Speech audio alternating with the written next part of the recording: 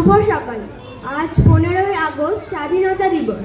আমার সম্মানীয় শিক্ষক শিক্ষিকা সহ সকল সহপাঠীদের স্বাধীনতা দিবসের শুভেচ্ছা।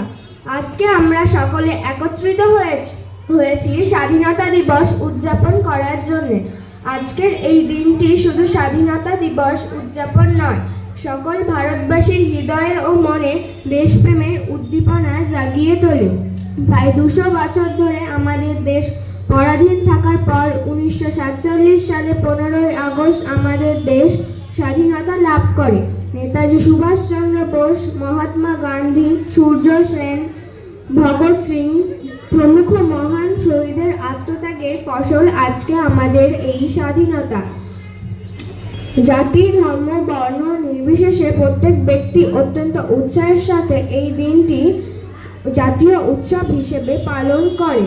আজকে এই শুভ দিনে আমরা শপথ গ্রহণ করি যে আজকের আমাদের দেশের স্বাধীনতার জন্য যারা লড়াই করেছে তাদের আমরা চিরকাল মনে রাখব। নমস্কার।